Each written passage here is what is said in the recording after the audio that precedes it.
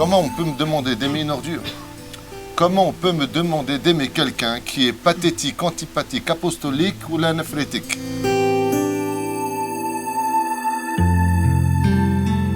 Tu dois rentrer dans la tête de ton prochain, réfléchir comme ton prochain, voir ce qui lui fait plaisir à l'autre.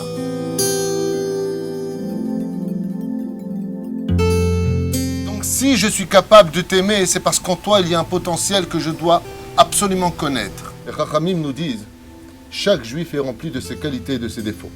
Ça dépendra exactement du dessein sur lequel on le placera dans notre esprit. Comme moi j'en veux à l'autre, combien l'autre il a tort, et combien c'est mes émotions qui sont en train de me voiler la vérité. Si on ne fait pas le travail sur nos midotes, alors on n'a rien fait. Et pour pouvoir y accéder, je n'ai qu'une seule garantie. Laquelle? Celle d'être certain que le Créateur du monde ne s'est pas trompé sur son peuple. Et c'est pour ça que le peuple juif, Grotaï Verabotaï, a la mission et le challenge d'être capable d'aimer son prochain. Et vous savez pourquoi?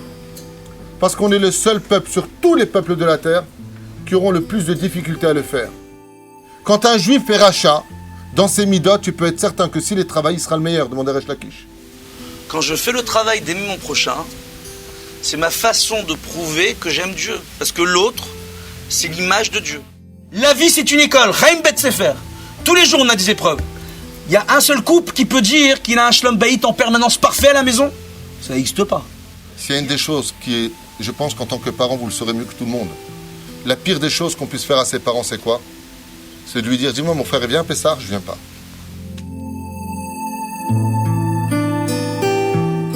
Le seul moyen d'enlever cette sina, d'enlever la volonté au goïm de nous détruire, c'est de ramener la Géoula. Comment ramener la Géoula? En faisant un travail sur nos propres personnes, en faisant Torah au mitzvot. Croyez quoi, je fais Torah au mitzvot, ça y est, ça suffit? Non, il faut que tout le monde fasse Torah au mitzvot, pas que moi. Tu es obligé de savoir comment il a grandi, qu'est-ce qu'il a vécu, quel choc émotionnel l'a transformé pour devenir ce qu'il est. Tu devrais te poser la question, est-ce que lui, ce n'est pas l'autre moitié qui est en moi? C'est pas de moi, c'est du Ari Akadosh. Mais si on cherche bien dans les coins et les recoins de notre propre caractère, de notre propre âme, par rapport aux enseignements de la Torah, on va comprendre les richesses que Dieu a placées en chacun d'entre nous, dans chacune de nos personnalités. Parce que nos défauts, si on sait les utiliser au bon moment, ils peuvent se transformer en qualité.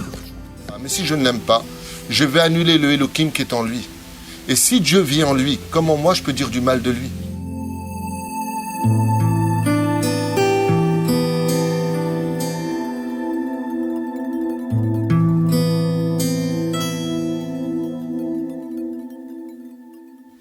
Je lui ai dit quand viendra le moment de la prière et que toutes les classes descendront en bas et qu'il y aura des kippotes blanches à côté des Ria, donnez-nous à côté des kippotes Srugot, à côté des kippotes Shorot, je suis certain que le Echal me sourira à ce moment-là. Amen. Ça, c'est la vraie arbitre.